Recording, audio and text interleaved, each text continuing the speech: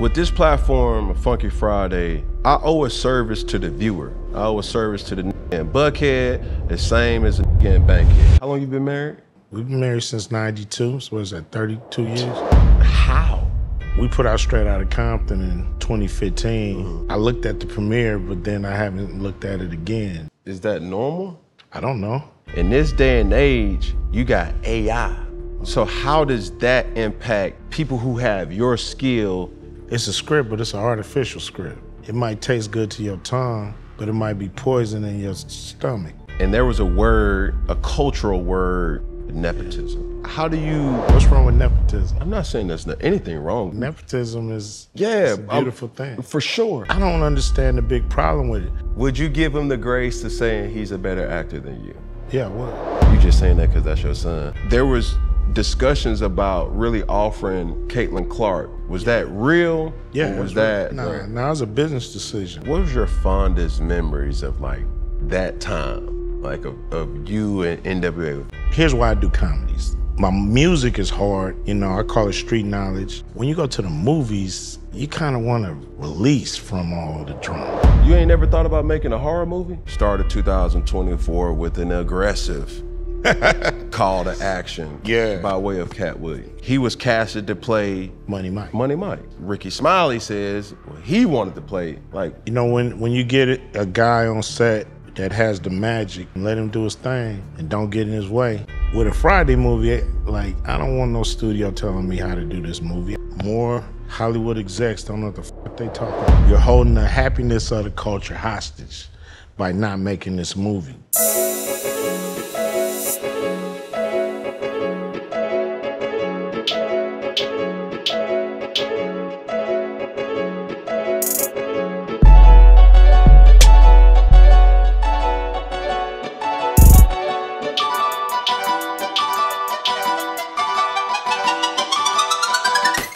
Hey, hold on, stop. We're gonna get back to the content at hand, but while I have your attention, I need you to go to iconicsaga.com and become an icon today. That's ad-free content, exclusive giveaways. Become an icon today. Just $1 a month. Back to the show. Hey, you! Come here real quick. Come in closer. Closer. Hey. Hit that subscribe button. Back to the show. Yo, what's good, what's poppin', what it is, what it ain't, what it could be, what it should be, what it would be. Cam Newton the Sun, Mr. Boogie, they all here with another episode of Funky Friday. Ladies and gentlemen, I promise, I really do promise to give good content for the masses, but most of all, I promise to keep it funky for your asses. Now, with that being said, I'm really gonna enjoy this episode because this is a real OG. This is a real person who said, you know what, I'm gonna create my own lane. I'm not gonna be pigeonholed to what society or circumstances dictate me to be. I know what I want, and he's made the most of his situation. Now, my next guest is a creative genius, filmmaker, movie director, writer, producer, professional basketball league owner, revolutionary.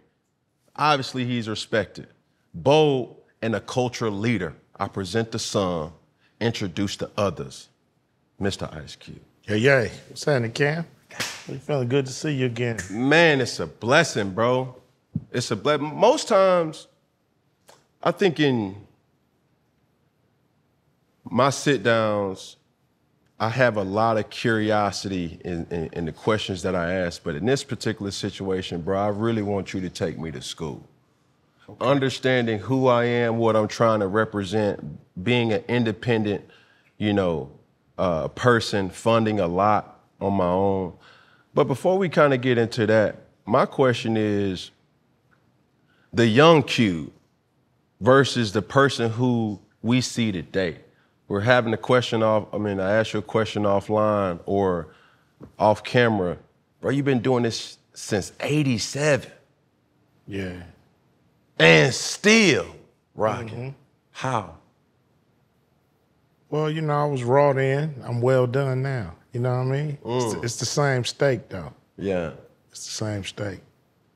So for a person that may have circumstances coming from where you're coming from, that don't have outlets, that don't have resources, that doesn't have means, What's that like? You know what I'm saying? You looking for your voice.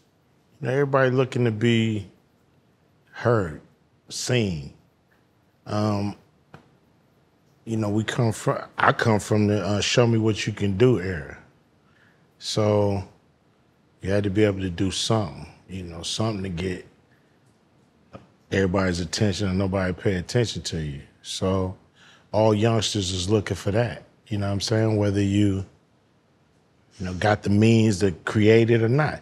And, you know, people use different ways. You know, some people do it on the football field. Yeah. Some people do it with how they dress. Some people do it, how they communicate.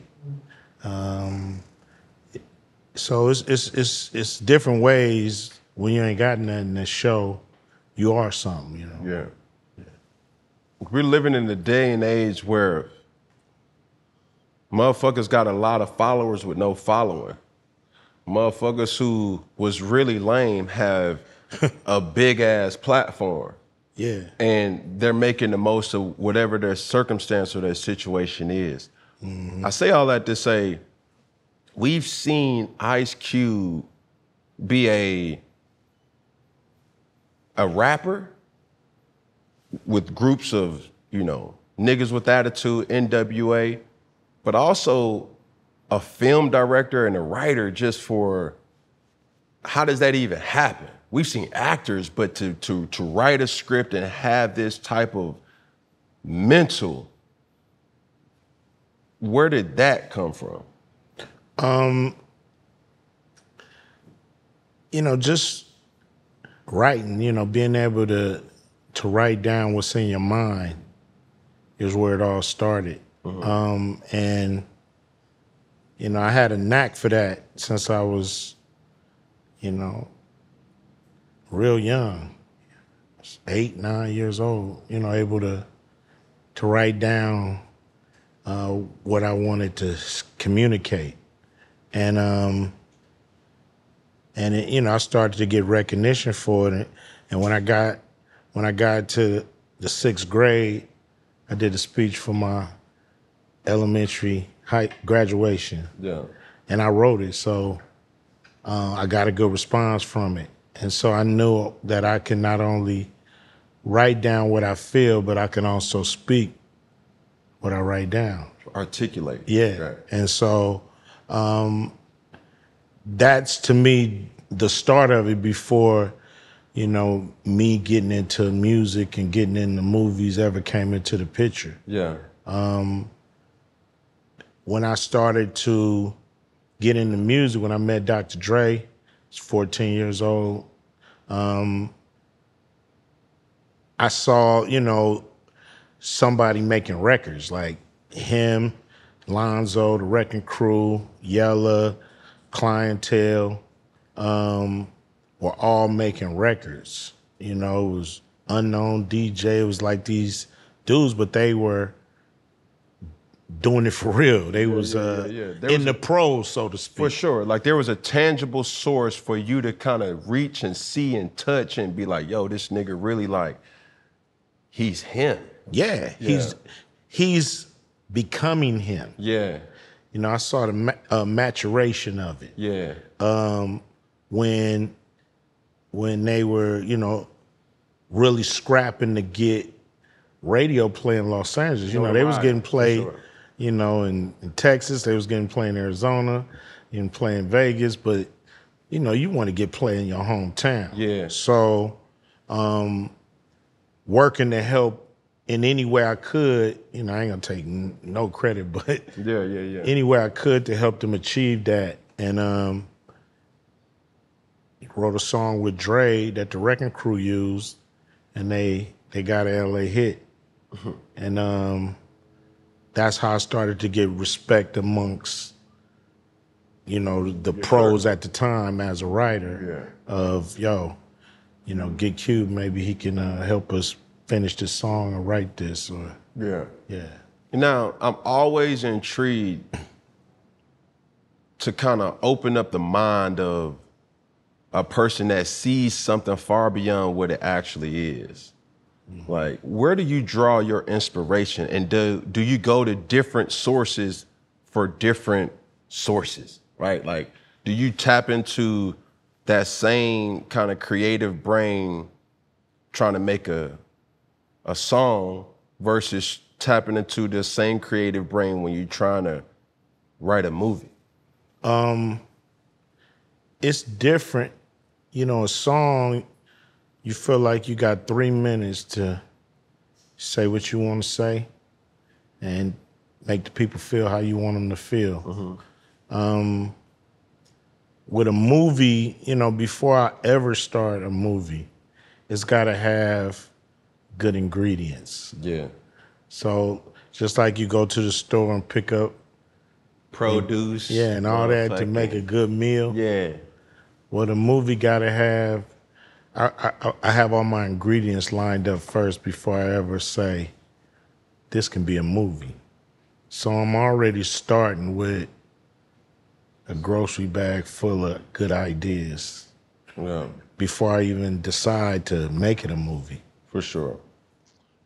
So can you talk about the importance of like being a visionary? And a lot of times people don't talk about discipline in the workforce from where we from. Nobody wants to talk about the grind, the hustle, the discipline that it's gonna take for you to sustain the success. You know what I'm saying? Yeah. So how important is that, being from where we from, different regions, but the same type of struggle? Nobody's really saying, all right, shit, bro, wake your ass up. Go to the studio. Hey, you wrote that, you know what I'm saying, that line, whatever, you know what I'm saying? Yeah. Well, you gotta fall in love with the process and not the results. See, a lot of people fall in love with the results, and you can be results driven, Right. but you have to be the process of making it is what I'm in love with. Yeah. The everyday working to make it right for the public, put it together right, hire the right people, set up the right situation, and present quality to the people. You know, that's important too. Can't be a waste of your time and your money. Right. You know, so I've learned to fall in love with the process. Usually when I put something out, like we put out Straight Outta Compton in 2015. I looked at the premiere, but then I haven't looked at it again. You know, I'm on to the next because I'm in the middle of something else anyway. So, But is that normal? I don't know. To me, it's making the movies. You see it so many times. You know, when it's finished, you ready to let that bird fly. But do you do the same thing with music too?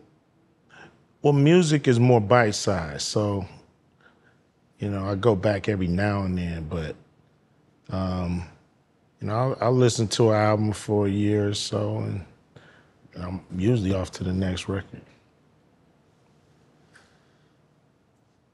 Damn, that's hard to kind of like, just to put it in perspective though, all right? So we're gonna talk about, obviously, the upcoming projects that you have going on, but just in general, talking what you're saying now, what's the typical time frame that goes into making a movie, right?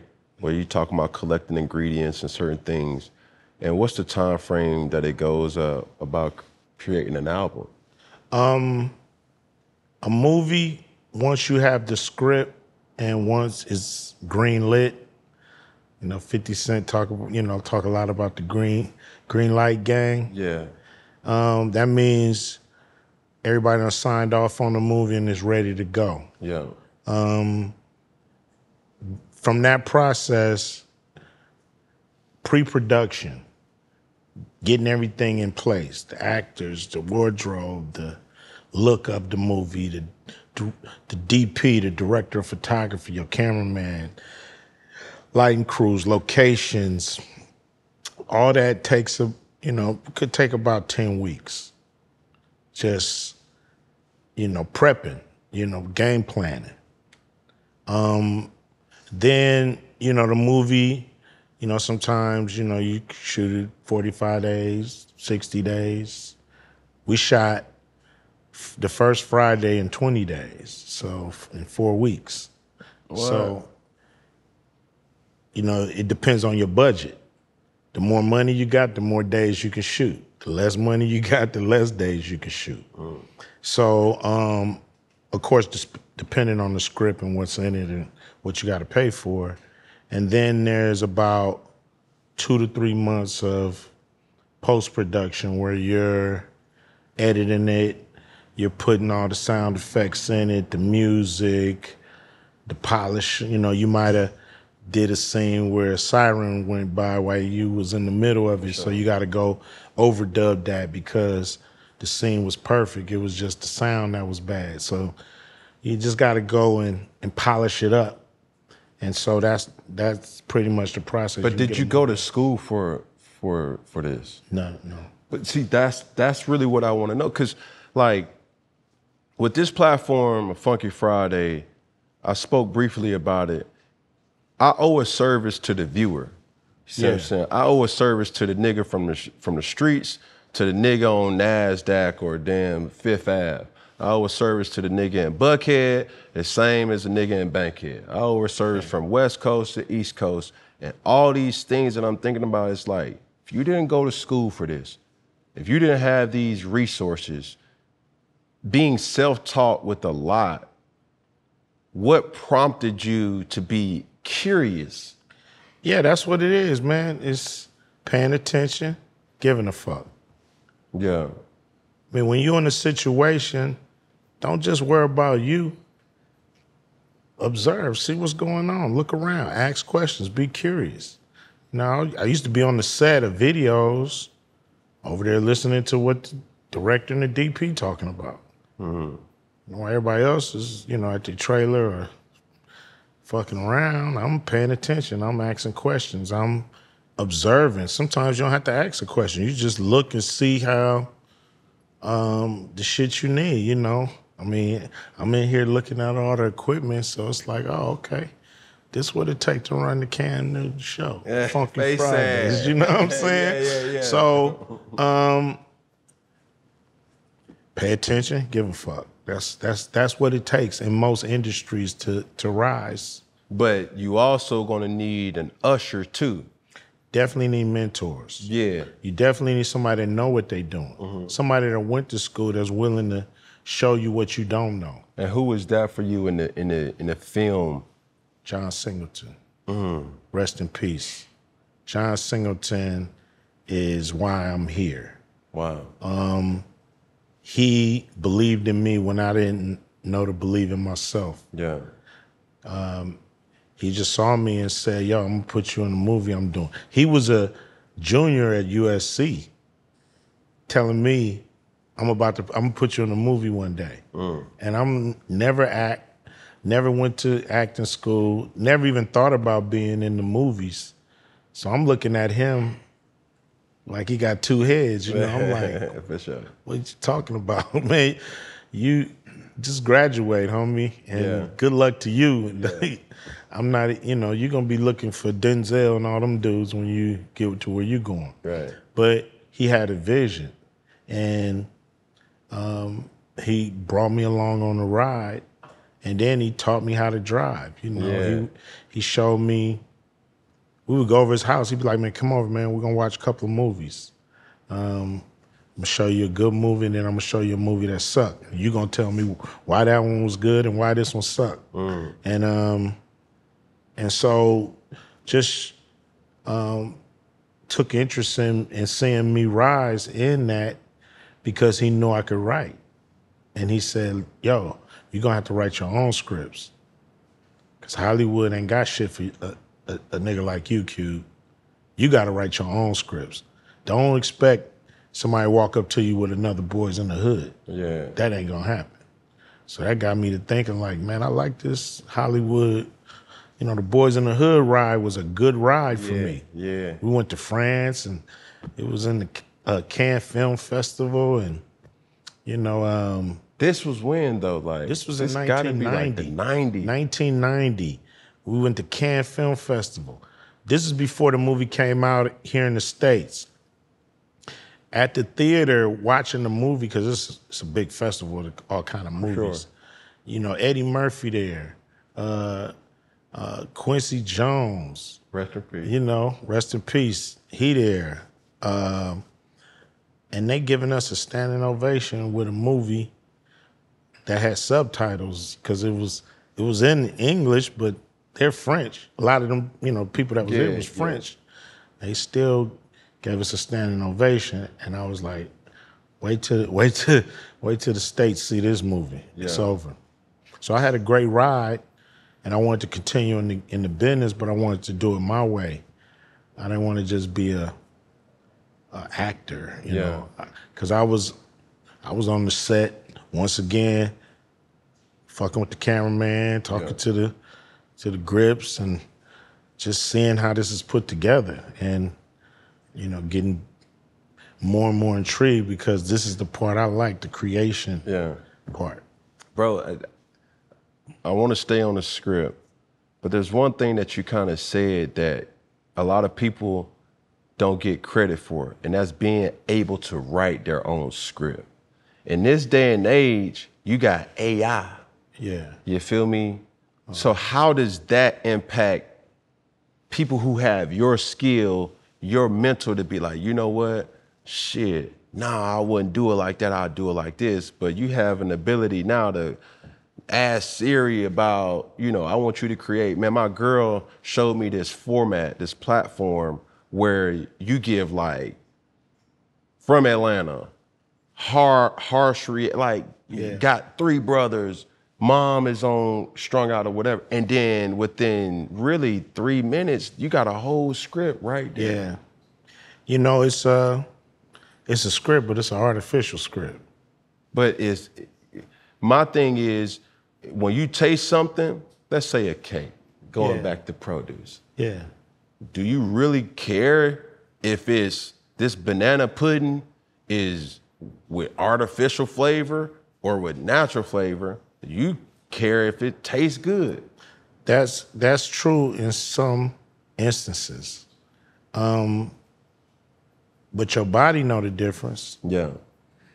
And it might taste good to your tongue, but it might be poison in your stomach. Yeah. You see what I'm saying? So you love artists. You love a John Singleton because of the decisions he make while he's doing his art. We love Cam Newton for the decision he makes in the middle of all this chaos, split second, can get through all these bodies and break into the open off of instinct and feel.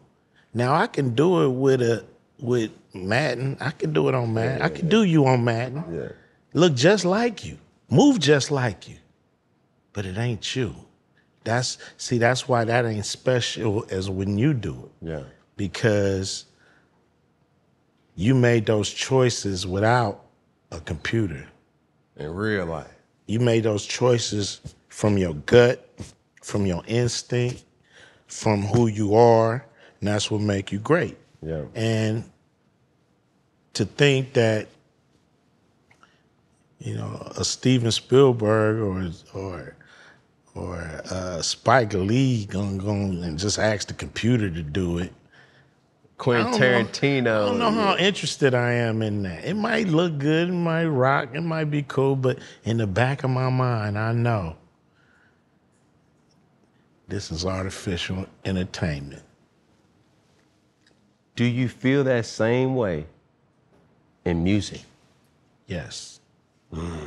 Most definitely. Now, I don't mind an artist using different little things to help them enhance their vision. artists use CGI and all that kind of stuff, but you know, it gets to a point where, do I really want to hear AI new Prince album? Do I? No, because I don't know if Prince wanted to say that, sing that, would have did it in that octave, would have did it in that I'm saying key. it in this way. So you came up in a way where every nigga who was rapping was really living that life or came from that life. Not necessarily. In this AI I'm talking about, is like you speaking about something that's artificially spoken. Well, hip hop has always been creative. You know what I mean? It's always been creative. You know, I don't know if it's ever been literal on a mass level. It's a creative music.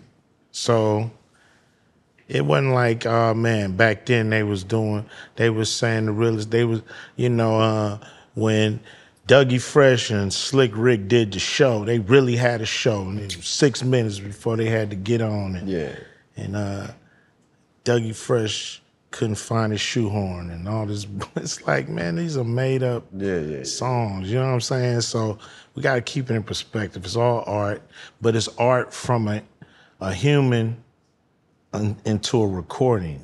Not computer to computer. Say that. And hey, I ain't trying to fight progress, you know, but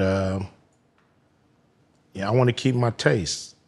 You know what I'm saying? I think I got good taste. I want to keep it. Say that. So what is it about the entertainment industry that just kept you motivated to the grind? You know what I'm saying? That you say that I'm ad-libbing this, but the prize is the journey. You know what I'm saying? The joy is the journey more so than what comes from it. You feel me? Yeah, I mean, no, look, hey, there's a lot of beautiful things that come out of it. I don't want to, you know, sit here and pretend like I'm, you know, I don't like the residuals. the benefits. The residuals. You know, but you got to keep it in perspective. Some people fall in love with those residuals. Don't want to do the work no more, but they want the outcome. You know how some people want the job for the money, but not the job. Not the work. You know, they just want the money. Don't really want to do it. Only doing it for money. So, to me, it's the most incredible business to be a part of as far as a creative. There's no bigger canvas than a movie screen for an artist to paint on. Nothing bigger. And so that's where I love to be, want to be, and I'm glad that I'm a part of it, and I could do multiple things in entertainment. But really what it's all about is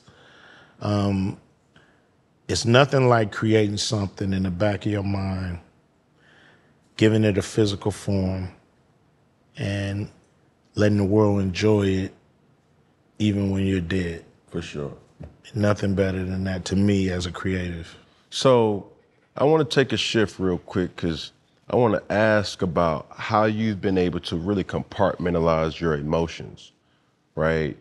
The world, you came onto the scene a part of a group that was brash, that was new, that was like, like right in your face.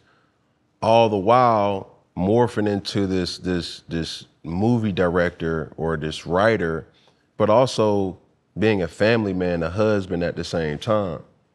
So how are you able to compartmentalize these real emotions that as a black man, that's an issue for us to be able to be tough, paint this persona of a person, but have a family at home.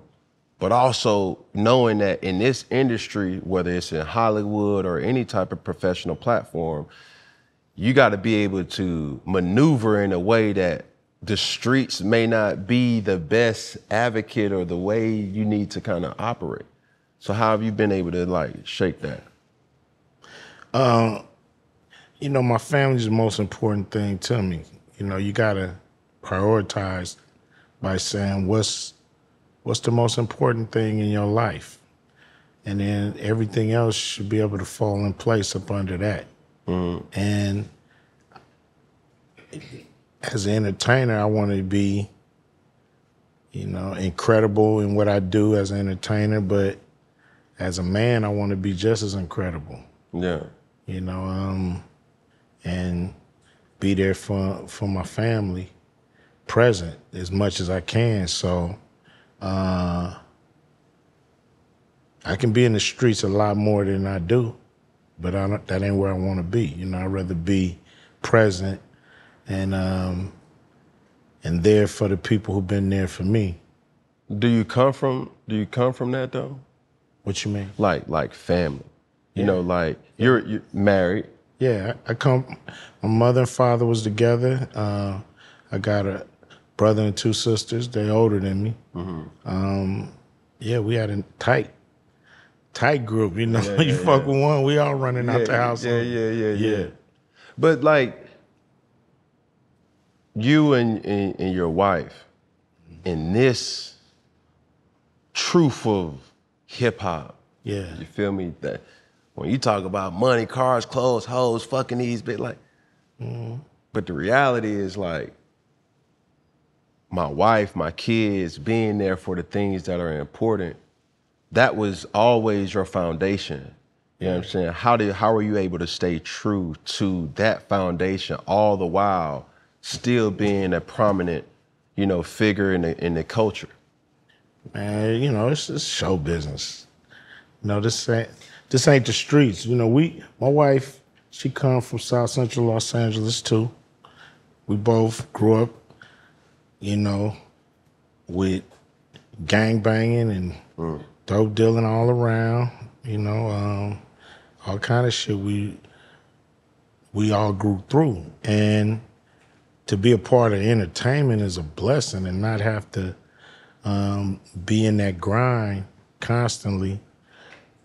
So we recognize that, and you know, this is fun. We shouldn't, you know, make this complicated, or you know, you definitely shouldn't, you know,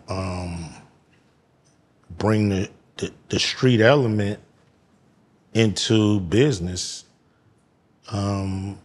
especially when it's not needed. Yeah. You know what I mean? So what's the relationship or the marital hack to stay? How long you been married? We've been married since '92. So what is that, 32 years? How? Like for the masses? We want to be. Yeah. You gotta want it. You just gotta want it, man. You can't, like, I don't want nobody to have my woman. She mine. I'm hers. What's the word that we just had somebody on? The relationship has to have staying power. You see what I'm saying? It's like certain things in the culture has never changed. It's just all about how you are locked in with your partner. Temptation happens, not just from a man's perspective, but also from a woman's perspective. Tragedy happens. Growing apart happens.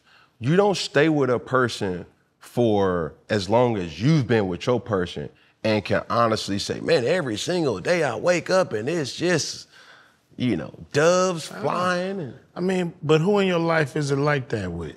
Yeah. You know, you don't like your mama every day. Some days she get on your nerves. Some day, you know, your brother, sister, people that you love and spend a lot of time with. Every day ain't gonna be roses. Yeah. You can't expect that from your spouse. You know what I mean? It's all about, are y'all a family or not? Now, and that has nothing to do with marriage. Because I've seen people break up and still be just as tight as they was when they was together. For sure. And there for each other, you know. Yeah. all the way, you know, in sickness and all that, just still there because they made a commitment with each other, even though they might not be able to live with each other. Yeah. You know, so it's really all about, you know, a real commitment, and not, you know, looking for, you know, all your needs to be met all the time. You know, it's, you know, you got to be willing to give, you know, For sure. and as a person that you want to give to, your time, effort, and love. Right. So even on the family tip, like you have children, right, that indirectly or directly were raised in this entertainment world. You know what I'm saying? How has that been for you? Like, I only know O'Shea, right? But you obviously have other kids. Are they involved in the industry? Here and there, you know, as they want to be. My oldest son, Daryl, he helped me produce Straight Outta Compton. He's helped me out with my properties and my businesses, and you know, so he's not in front of the camera. He's behind the scenes. And you know, my youngest two, they still having fun. You know, just living their life, enjoying themselves, and you know, luckily they can do that. Yeah. But even like for me, having children, right? And there was a word, a cultural word recently, especially when the NBA draft happened, nepotism. Yeah. You know what I'm saying? How do you... What's wrong with nepotism? I'm not saying there's anything wrong with it. That's what, I'm saying. Like, nepotism is it's a beautiful thing. For sure. It happens in every culture. It happens in every business. It happens in every... As it should. Right.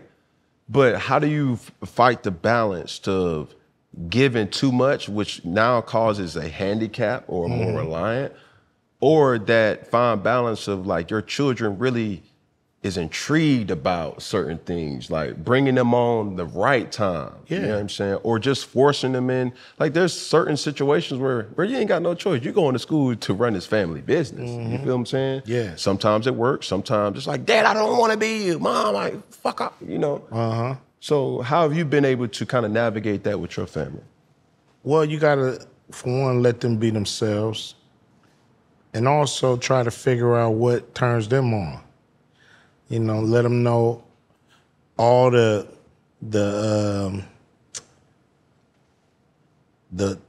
ways to get into the business, be a part of the business if that's what you want. There's paths. Yeah. Whatever turns you on, you know, take a look and see, kick the tires, see what you want to be a part of, and then I'll help you in that aspect. But it got to be the passion from within. And some of my kids could care less about the business.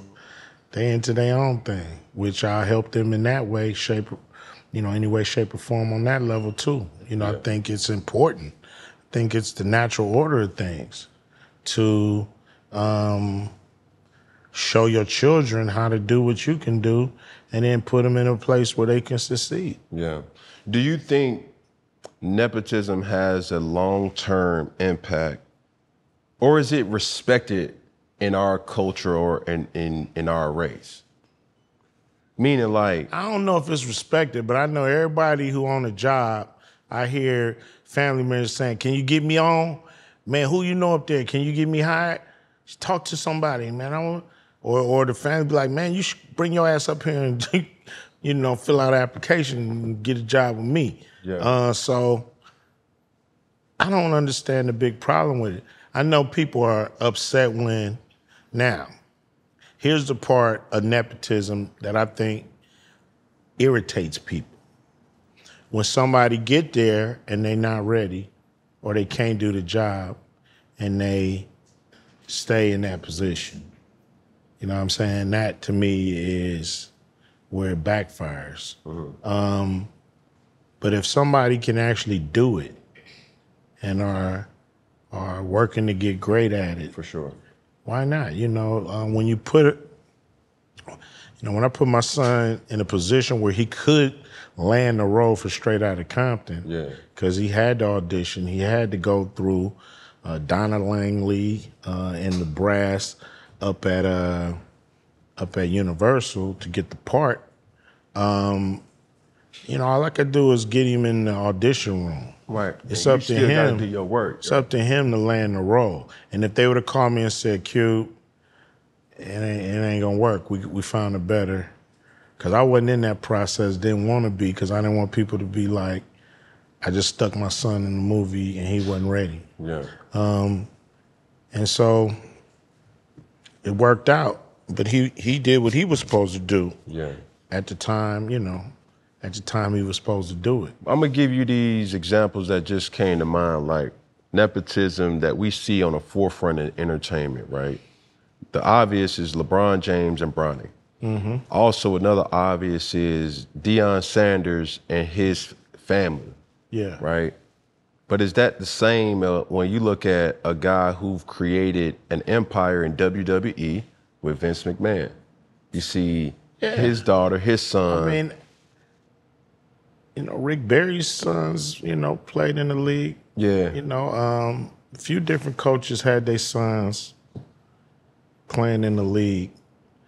It happens if they're good enough. You know, everybody talking about LeBron's son, but he's still a pro. Mm. You know, all rookies don't stay with the squad sometimes. Sometimes they go to the G League to get more run, get more touches, stay ready. And that happens to a lot of pros. So people, you know, are saying that that's not working or that's nepotism going wrong, but I'm saying, nah, it's still working. He's still on the team. He still got a shot to step up. So in regards to going back to your son, right? What was that process like when he was like, "Pop, I want to act"? No, I asked him. No way. He never asked me that he wanted to act. I knew we was gonna do the Straight Outta Compton movie, and I was like, see, I had taken him on tour with me and let him do a few songs with me and got his beak wet on, you know, just doing that. So I knew he had the energy and the, you know, I knew he could do it. And so, but would he take it serious? Would he become an actor? That's the part I didn't know. Mm-hmm. So, you know, the coach's son got it the hardest. Yeah, for sure. Because it's damn, you just said something. It's because it's the pressures on both sides, the pressure to perform and the pressure to fight while you're not even performing. You know what I'm saying? And everybody don't see that. Mm-hmm. You know, we all got our own struggles, but his performances has been approved. Yes. Not just approved like from the parents or the family, like, "Oh shit, son, you did good." It's like, no, nigga, this motherfucker really showed his ass. It was like, yo. I mean, he's a great actor. Would you give him the grace to saying he's a better actor than you? Yeah, I would. I would. You just saying that because that's your son? Nah, I done watched him get down. Yeah, I done watched him get down. You know, I think, I think he better. But it's do you, from him, and I know you can't speak for him, do you see it always being on screen? Has he ventured off into behind the scenes as well, too? Yeah, you know, he's a writer, too. He went to USC, you know, as a script writer.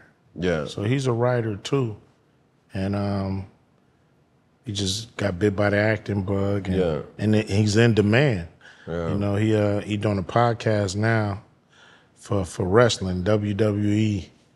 Rich Eisen, some kind of, him and another guy. Get the guy's name. Sorry, dude. Sorry, dude. Yeah. But they doing a podcast every Wednesday, you know, talking to the biggest wrestlers in the game. You know, kind of what you're doing, going behind the curtain, you know what I mean? Behind the glitz and glamour, getting to the real people. For sure. Now, talk to me about this, your transition into really ownership from the professional realm, right? Yeah. Like the big three. we seen it happen. We was a part of the whole movement. Like, hold on, you mean to tell, like, you got former basketball players really competing and they going after it. Yeah, they going hard. You know what I'm saying? They not former players. They pros. Yeah. It's just a new format. For sure. Yeah. For sure. Coming into a wave that you may have thought, I don't know if you thought it was going to be like a funnel source from the NBA, but from what it is now to what it was initially, are y'all on track, or did it take a life of its own? A mixture of both. Mm-hmm. You know, we thought we would only have retired NBA players. Right. And we didn't really know how they was gonna play, like when they got out there.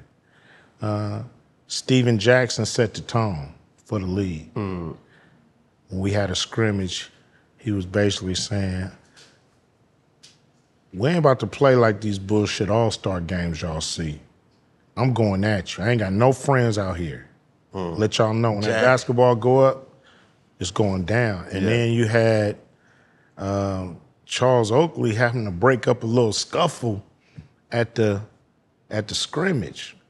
So this is behind the scenes. Yeah. So I'm like, hey, if you got Charles Oakley breaking up fights, we got something. We got something. And yeah, they came out, and what it is, when we saw how they were playing. Yeah. We looked at each other, and when I say we, me and my partner Jeff Quintus looked at each other and was like, we got a real league. Like we had this, we was hoping it would be this, but a league just broke out. Now, how do we calibrate it? How do we make it better? How do we create our own athletes and not just rely on former NBA players? We got to get younger. We got to open it up. We got to let people who can play this style come in and dominate. Because you might, look, just because you got down in the NBA, don't mean you're going to get down in Big Three. For sure. And vice versa. Vice versa. Just because they didn't look at you in the NBA don't mean you can't come in the Big Three and get loose. Right. So we create our own athletes and our own stars. It's a whole new format. Yeah. So we, as the years went on, we've gotten younger. We've adjusted the rules. Some breakout young stars have, nobody's heard of, has come in and made a name for themselves in the Big Three. So it's popping on all cylinders. Now we in the position of we selling teams. You look like you'd be a perfect Atlanta owner. Oh, for sure. Talk to me. Talk to me. You'd be a perfect Atlanta owner. But we selling teams. We got Houston, Miami, LA sold, and we're gonna sell all 12 to different cities, and then we're gonna expand to 16 to 20. But this is the thing that I don't want to overlook. This is a business that started in a mind that came to life that is now a real business. Yeah. Yeah. How do you, 3-on-3, for the people who don't really know, that's when you go to any basketball court, people play 2-on-2 or 3-on-3 to buy time for us to run 5-on-5. Yeah. You see what I'm saying? It's just a half court set where it's literally a bunch of banging going on. You got time to set up. You got time to set your ISO. And I'm over here jerking like I know what the fuck I'm talking about, because I really don't. You know what I'm saying? It's just like, I'm bigger than this guy. I got a baby in the paint, and I'm about to whoop his ass. And then we put that 14-second shot clock on him. And then everything got to move a lot faster, So for sure, it's it's a game that's evolved. To me, it's a beautiful game. You're never out of it. We just seen a team, it's first to 50 win. For sure. And so we just seen a team that had 47 to a team that had, I think, 34. And still lost. Still lost. Because we got 4-point shots. We got, if you're in the penalty, you get to make it and take it. instead of get a ball up. So there's strategy and ways to come back and win the game. So to me, it's designed perfectly. But I don't really remember Ice Cube being more of a basketball fan than obviously. I fucked around and got a triple-double. Today was a good motherfucking day. But I'm saying I've known the persona to be a more Raider-ish football. But Lakers too. Yeah. Big time Laker fan. Love basketball, love football, boxing, UFC. Quick note on football real quick. With your Raiders, do you have any type of quarrel with them being in Vegas versus Oakland? Yeah, I wish they was in Oakland. Right. I wish they was in LA, to be honest. They could take them Chargers and ship them to LA football Clippers and ship them. Would you be satisfied with the Las Vegas Raiders drafting Shedeur? Yes. We need that quarterback over everything. The quarterback makes the rest of the players believe. If you got the right quarterback, it makes the whole team play better. So seeing what these young quarterbacks are coming in doing when they got the support and a few pieces around them, I don't care about growing pains. I want them to come in and take over. We need a rookie quarterback that's ready to go, or they need to come get you. We in trouble. Man, we had a conversation on 4th and 1, multiple conversations just about the proper development. But going back to the big three real quick, in recent news, there was discussions about really offering Caitlin Clark an opportunity for the big three. Was that real? Yeah. Or was that something to just bring awareness to the brand? No, it was a business decision. Yeah. We felt, if you look at what she was doing in the ratings, ticket sales, just overall interest, she had captivated the country. So to play in the big three, against men, at a professional level, that would have been, groundbreaking and revolutionary. But do you think... And to get paid that amount of money, which I think we've helped get the ladies' money up by just with that offer. Other people was like, hey, if this young league can offer a player that, what's up with this, big established league? But let's talk hypotheticals. Yeah. Let's keep it a buck. You talking about, things that you've been a part of. Let's talk about barbershop talk real quick. Yeah. Do you think Caitlin Clark being in the big three, which with that offer, correct me if I'm wrong, would have been one of, if not the highest paid player, would it have been a sustainable move, knowing that you got real basketball players that's hungry and trying to prove? Would that have fared well for her to be in a successful situation? Who knows? Our league has been established because we haven't had those, pay issues. You win as a team, you lose as a team. You get paid as a team. And so, this was something that our sponsors, our partners was hoping would happen because we believe it would have unlocked millions of dollars for the league, which would have gone to the players in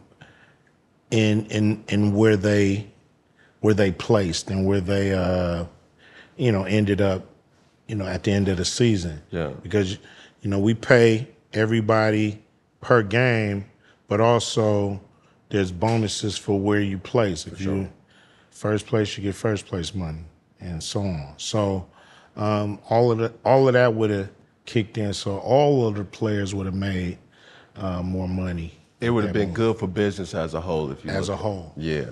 I want to ask this question because I want to ask it the right way. As someone who has navigated both the music and film industry, how do you think the role of the artist has changed in an era where content creation is increasingly democratized? I think artists have more control over their career than they've ever had. If they, go for it. If they can, creating content, putting content up, monetizing it. Right. You can cut out the industry totally. You can have your own silo of fans, and they can support your movement and your music or whatever you're putting out, clothes or whatever, without any third party. Yeah. So I think that's, of course, to have somebody to help you navigate the industry, like a big company, they put out records, they know the ins and outs and what to do. Make it a little easier maybe to get to the top, but it won't be easier on your money, So I think, it's open. Like, nobody's stopping anybody from doing something cool and owning it themselves. Say less. In the early days of NWA, you and the group faced a lot of backfires speaking truth to power. Do you think the role of the artist in challenging authority is more or less difficult in this day and age? Only because people are self-censoring. What do you mean by that? Well, I could see if you're on YouTube and you say the word unalived, but if we walking down the street and you say, yeah, man, that dude unalived, that other guy, that's a self-censor. When before you would say killed or, murdered or whatever, so, people think just because society or platforms are censoring that they're starting to censor their own selves. And, people will say, hey, man, he got the jab. And we talking to each other. You know what I'm saying? So all of those things makes it difficult for artists to buck up against authority if you're gonna censor yourself. But it's not hard, say what you want to say. Yeah. Let the chips fall where they may. For sure. Like, always wanted to know this in this type of way. Like, what was your fondest memories of like that time? Like of you and NWA? Of course we've seen the movies, but for you, like when you look back at what you guys created. Man, just, those bus rides going on tour for the first time, pulling up to, different hotels and going to these places I've never been in life, just heard of, and getting love. You usually go there, you got to pay. Now you go in there, people paying you to come. And it was just magical to be with dudes that we was basically locals. You see what I'm saying? We was locals trying to find our way. We thought we was just gonna strictly be underground artists, strictly. And it went the other way. It blew up. And so we was on tour with LL, Slick Rick, and Public Enemy, and all our heroes. We on tour with them now. We opening up, or they opening up for us. We getting that level. And back then it was just, people everywhere. Lobbies full of people. People all out the hotel. People at the concerts. It was just an atmosphere of excitement, and we was in the middle of it with the hottest record, and it was just a magical time. For sure. How easy or difficult was it for you to transition from being in a group to becoming a solo artist and successful artist at that? It wasn't super difficult, but it was like, oh shit, I'm running the show. Like whatever I want on the record is going on the record. I don't have to talk it out with Dre. You know what I mean? Get easy to agree. And, you know, you had a hierarchy in a way with NWA. Now it was my show. And like I said, I'm an ingredients guy. So I was trying to go find the best producers to help me produce the record. Yeah. And I ended up, you know, getting love from the Bomb Squad, Chuck D, and them dudes, Hank Shockley, Keith Shockley, Eric Sadler. And so I knew I was in good hands. I knew, you know, I mean, I would have to be extremely whack not to make a good record with these dudes, because that's all they was making was hits. And so I felt like I couldn't get the best producers in the West, which was Dre, but I did have the best producers on the East Coast. And I felt like I was in good hands. And Sir Jinx, which is Dre's cousin, he was ready to step out and start producing too. So, you know, we had tracks already. And to just have those experts with us to help everything come out perfect, it wasn't as hard as I had thought it was gonna be. For sure. Because I was just in good hands once again. Right. Do you feel like a group stifles your creativity or enhances it? Enhances it. It works both ways. It enhances it because, you know, it gives you something to compete with, so to speak, because everybody want to come up with the dope idea that we actually record. You see what I'm saying? So everybody's coming in with ideas. So, you know, your ideas got to be, you know, top notch, or they not going to see the light of day up against a DOC or Dr. Dre or MC Ren. Or, you know, these dudes is coming with bomb ideas for songs. So you got to be just as sharp. But sometimes you end up doing records that you really don't dig, because you're part of the group, you got to roll with it. And like on the NWA record, Something to Dance To, that ain't an NWA record. Say that. You know what I'm saying? But answer this though, because like what we've seen in time, right? Yeah. As groups, is that really something sustainable to be a part of? We've seen NWA, everybody went in some capacity to start solos. You see Destiny Child. You see Migos here recently. You see prominent groups, NSYNC, Justin Timberlake. You know what I mean? Like these groups come in one way, but end up, it always ventures off to solo. You got $1, okay? How many ways you want to cut it up? True. How many ways you want to cut it up? You want 5 people in the group, you get 20 cents. You want 10 people in the group, you get 10 cents. So that's what breaks up groups, is people get tired of cutting up that money. It's usually a lead singer who's like, hey, you know, I ain't gonna keep being motherfucker. I can be myself, backup get dancing. some other music, you know. Yeah. So, you know, the money usually, hey, I salute groups that stayed together. Like, you know, you look at groups like the OJs or somebody that's been together from day one, never broke up. It's you know, it's a money issue. You know what I'm saying? It's like people want more of the pie. Say less. Do you think hip hop's mainstream success is really a 2-part question? Do you think hip hop's mainstream success has affected its original purpose and message?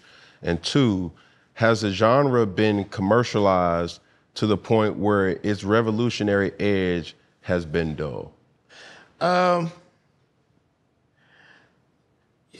you know, when the corporations get in and, you know, they usually mess up a good thing. Overproduce Explain it. that, though. Well, you know, overproduce it. Start messing with the ingredients that made it what it is. Yeah. And that's what happens in music too. You know, big companies come in. You know, a lot of big companies make entertainment, but don't respect The source. creative talent. You know, becomes just a product to them. So, you know, when that happens, you can't put the extra polish on it because they just want it out. Yeah, for sure. And they don't care the title, the name. You know, they just want to keep cashing in, and then the what they call the product suffers. Yeah. When you don't really care, you just want to get it to the people because you know they want it. For sure. Now, this is a very interesting question. Like, you've often spoken about how the media and mainstream culture has misrepresented Black communities, right? We see it in music where it's a brashness about hip hop that's completely different than pop or country. When you see the propaganda in movies and TV shows about the representation of Black families, right? Black culture. You see it from The Wire to Power to Snowfall, right? But then you look at other cultures like Goodfellas. You see Godfather. It's more of a respected kind of aesthetic. You see Succession. You see Billions. You see like a plethora of different shows that kind of point to, okay, that's a Caucasian kind of background. You see Yellowstone, right? Yeah. Like, how do we do a better job of being in position to represent the Black community, but not it being watered down, but also have this authenticated kind of stamp like, oh, yeah, that shit real. I mean, it's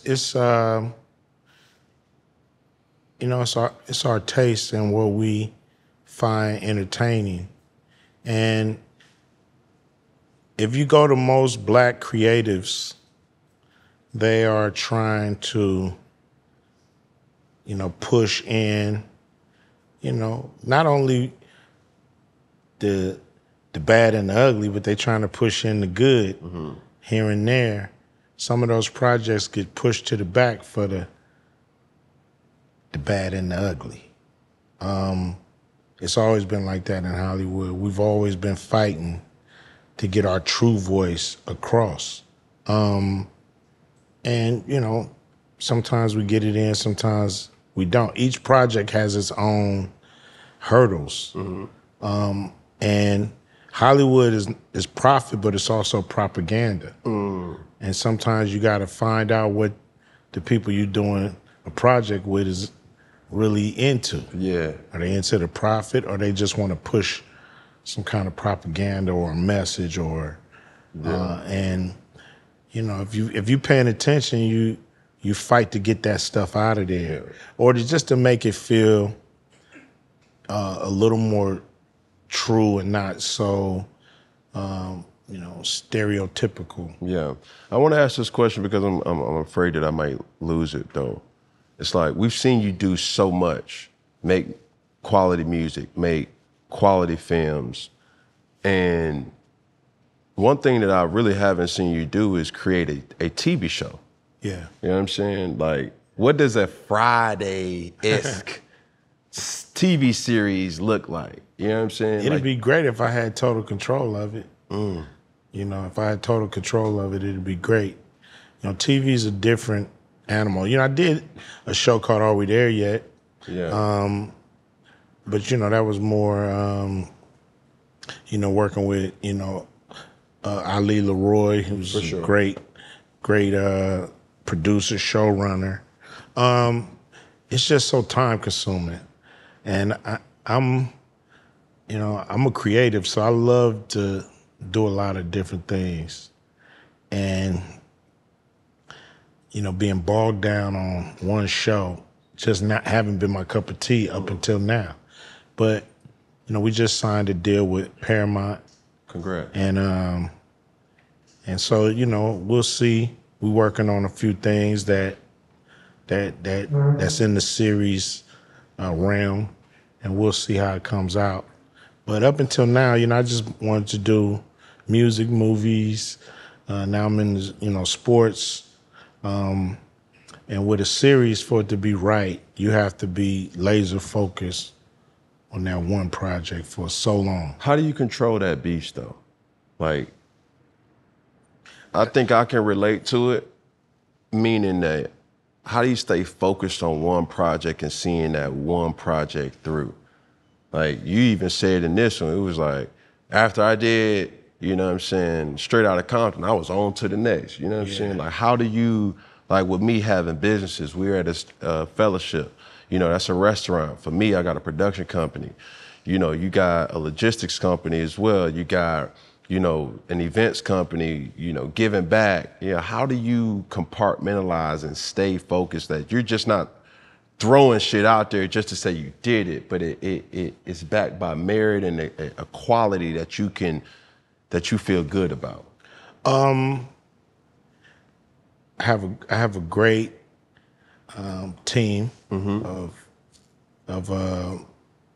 smart, talented, passionate people with me. Yeah. And also, I break days into pieces. There's always something that's being planned, and then there's always something that's being promoted or finished. Yeah.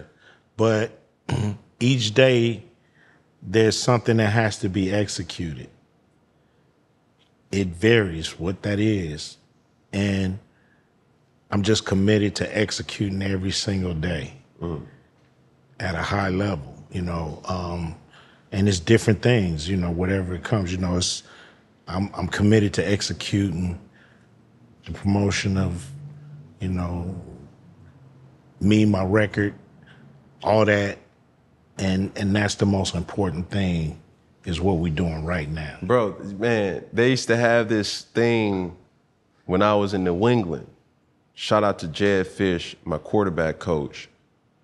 And he embarked this wisdom on me. He was like, bro, I don't know where you been, don't really care where you been, but here, your competitive energy has to be like, no, it was your competitive stamina has to be so focused. Yeah. It's not like anywhere else. Like, we expect to win. The Patriots expect to win. It's been a standard of play for years. And when I'm looking at you, it's like, bro, you've did everything at a high level. So your competitive stamina is up there. It ain't just, whatever, throw it out there, see what it do. Like, that is what people don't necessarily talk about. And that's commendable. I'm committed to quality. I'm committed to quality. Like, you might not like it, but you ain't gonna say, oh man, this is like, what the hell is this? This is trash. This is like, this is not worth my time or my money. So, and that, just knowing that list of things you got to get done in a day and executing like, nothing else is more important than accomplishing this. And if you do this every day, you look up and, it's the work, don't speak for itself. Yeah, and you get a lot done. You get a chance to do a lot if you, are committed to planning, executing, polishing, promoting. Plan, execute, polish, promote. Plan, execute, polish, promote. Last question before we get into our game. What do you think is your greatest contribution to the hip hop culture? Being fearless. Yeah. I think being fearless, hopefully whoever's checking out me, my career, what I'm doing, what I do, approach things the same way.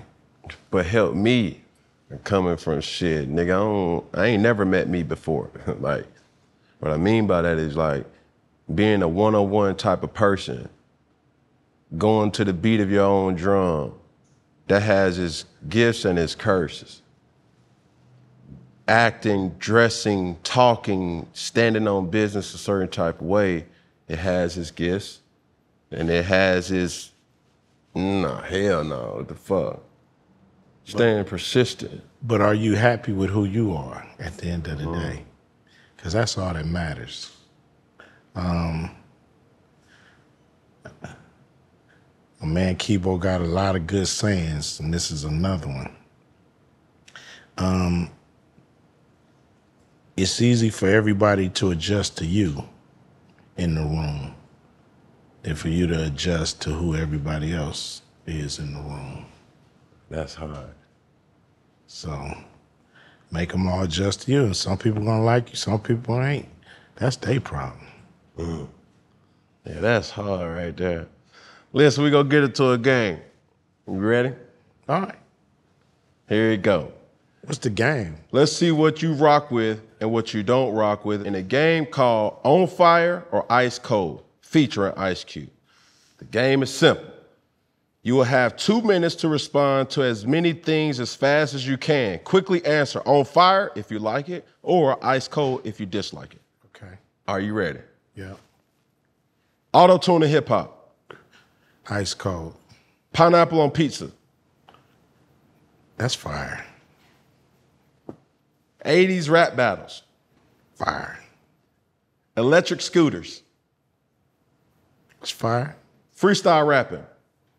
Fire. Mumble rap. I'm on ice with that one. TikTok dance challenges.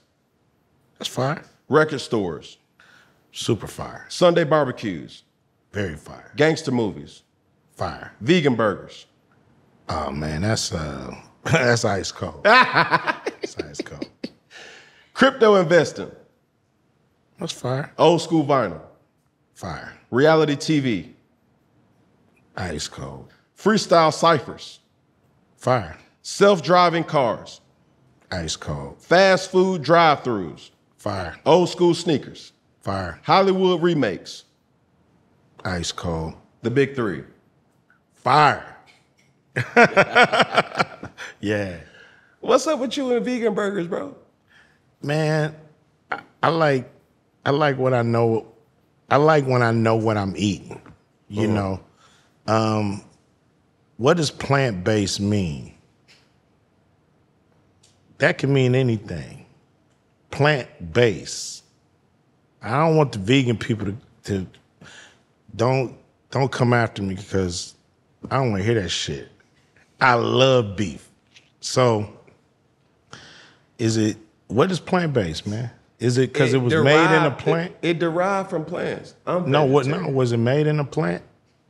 Some of the key ingredients came from a plant. You feel me? What plant? Multiple plants. It could be mushrooms. It could be the chickpeas, soy, tofu. And you try to get it to taste like meat. For sure. Okay, I'll ask you like this. You think it's better for you? Do you think drive-thrus are better for you? Drive-thrus are pretty good. It's good, but that goes back to what you're saying. It tastes good, but it could be toxic to your body, though. Yeah, it is. But I love it. I'm cool with that part. What's the biggest misconception about Ice Cube that people don't necessarily know about you? That people don't know about me? Yeah. I don't know. Shit, I don't know what people know about me. I've been in this game for almost 4 decades. So yeah. I don't know what people know, what people don't. You know, it's probably, you know, I'm pretty much what you see is what you get. I love to laugh. People probably don't think so, but I do. But I got a lot of funny friends. But bro, every one of your movies it depicts some type of comedic relief. Yeah. You know what I'm saying? Yeah. I mean, I believe, here's why I do comedies and why I like to do comedies is because my music is hard. You know, I call it street knowledge. And when you go to the movies, you kind of want to release from all the drama. You know, you want to kind of just be entertained, laugh, and, you know, get some stress off. For sure. And not be all about, damn, I got drama at home. I go to the movie, there's drama, and I come home, there's more drama. You gotta have a break in that. You ain't never thought about making a horror movie? Yeah, I got a good one. I got a good one in mind. Yeah. And I always wanted to ask you this. Friday obviously depicts a certain time of the typical release of Black culture. Yeah. Next Friday do too. What made you focus on Friday After Next and make that be a Christmas movie? I felt like we didn't have a lot of Black Christmas movies. And I hadn't seen a California Christmas movie, which no snow on the ground, like how I know Christmas to be. Right. It's not a winter wonderland type deal. It's palm trees with Christmas lights on them and shit. So I was like, this is never gonna be depicted in a movie ever, how we celebrate Christmas on the West Coast. And so I felt like this was our opportunity to kind of revamp the you know, series by, you know, having a Friday movie wrapped in at this time of year, this Christmas time of year, and make it about a shady ass Santa Claus stealing presents and shit. And the real Grinch. The real, you know, what really go down, you know. So yeah, just wanted to do that Black California Christmas that I knew I would never ever see on the screen. Now, for that specific movie, there's been a lot of back and forth in regards to the cast, right? Yeah. I mean, we in 2024, we started 2024 with an aggressive call to action by way of Katt Williams. Yeah. You know what I'm saying? Yeah. He had a lot of specific takes on that. And one of them was, you know, he's been very open about just, he was casted to play Money Mike. Money Mike. Yeah. The truth of that versus Ricky Smiley says, well, he wanted to play like. No, what it was, we had Ricky come out before Katt. And Ricky tried, you know, we got him out there. Let's see how many different roles we can audition him in and see which one pop out. And so he did go for Money Mike, but he was a better Santa Claus. And then once we saw Katt, it was like, you know, Katt came in so prepared and on point. You know, it was like he was Money Mike. You know, like it wasn't no acting that had to go down. It was like, this dude right here is comedic gold, and his part was just small in the movie. Yeah, he was just a little crazy boyfriend of the chick that Craig was going after, and so as he started to get down, you know, we like keeping the camera rolling. We like, yo, you know, in the edit, he's like, man, we need more Money Mike. Keep him going, keep it going, keep it going.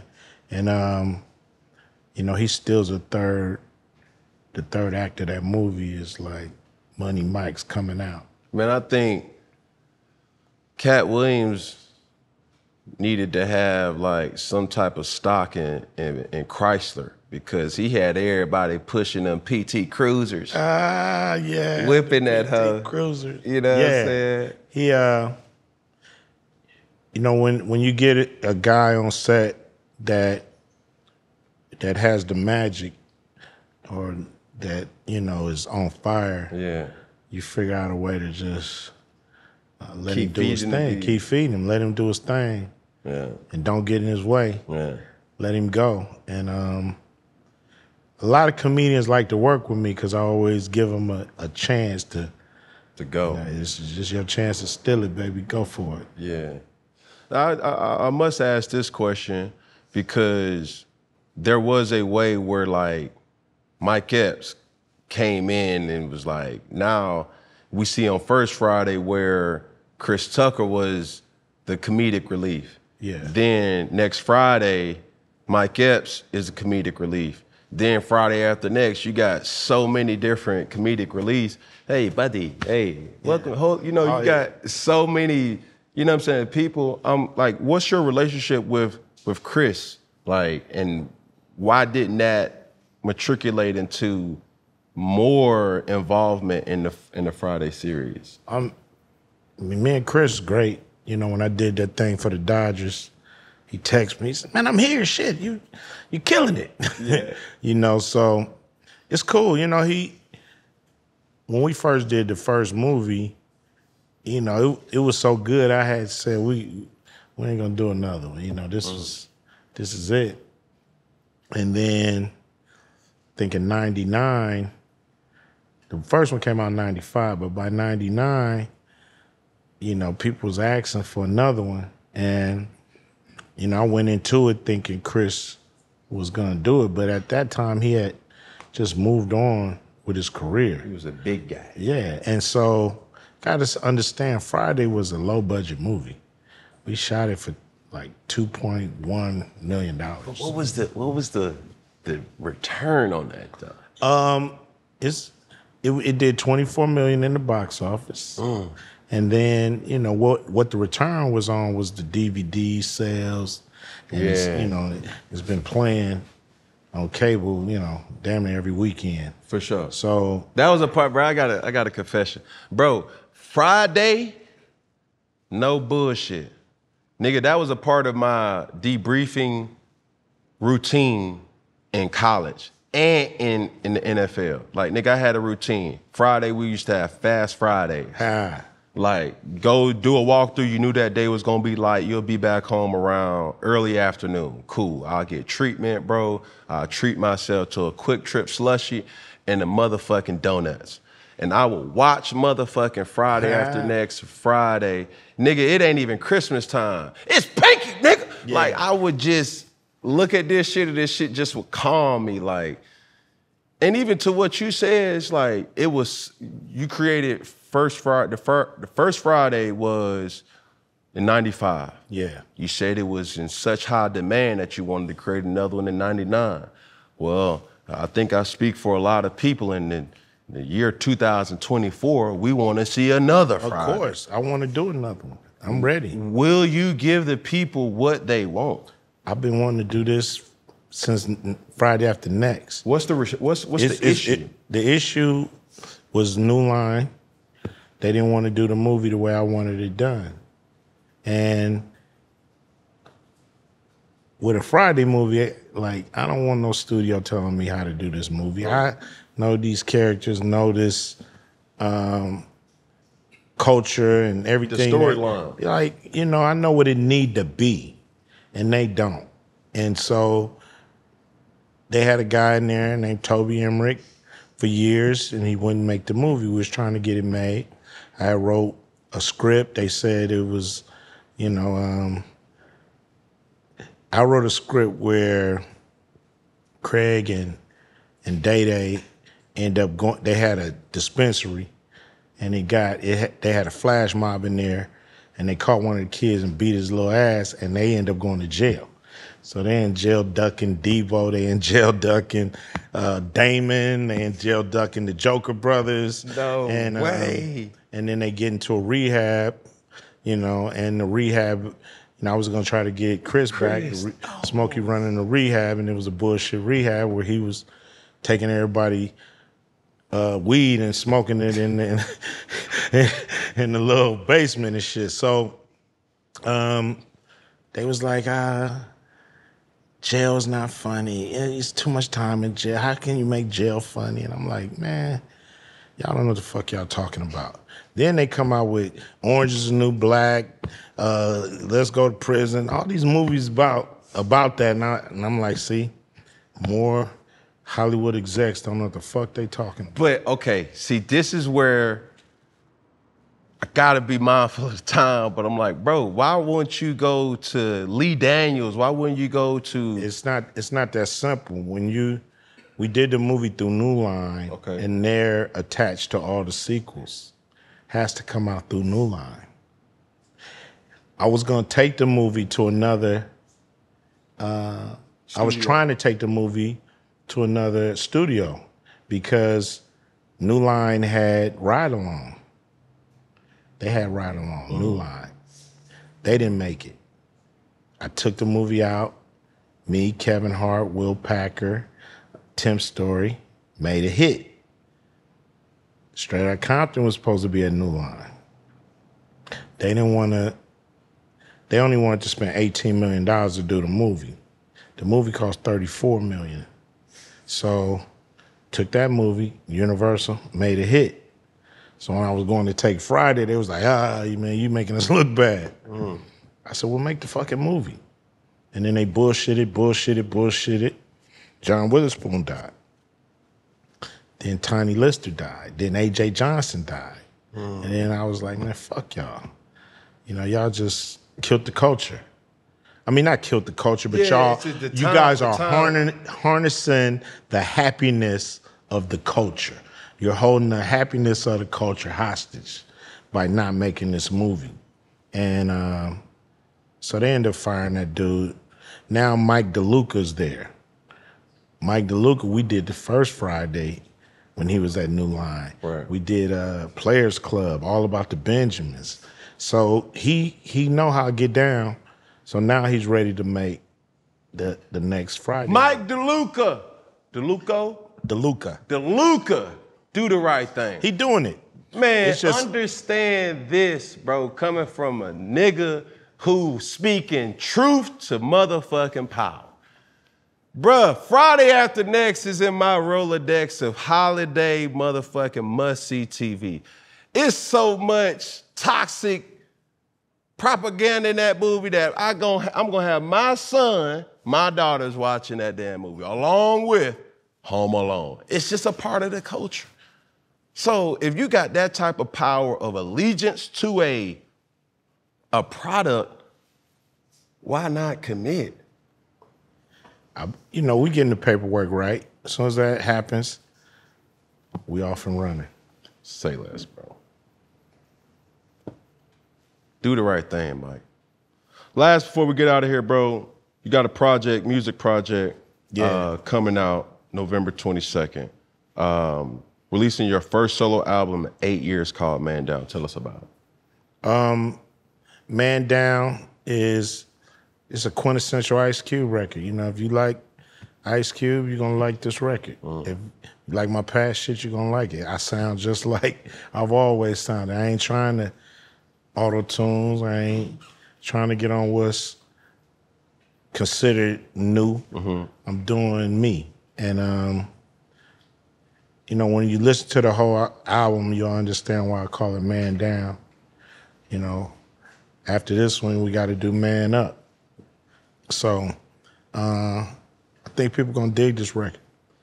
Do you think, I've always asked the pioneers of hip hop that have been in this game for a long time, I relate hip hop kind of similar to athletes, right? Yeah. It's a young man's sport.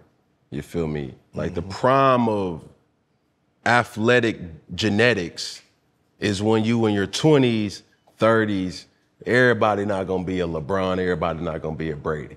Yeah. You know, for you in music, it's the same way. It's like what you speaking about, the storylines that you may have, you know, with records is what younger audiences relate to.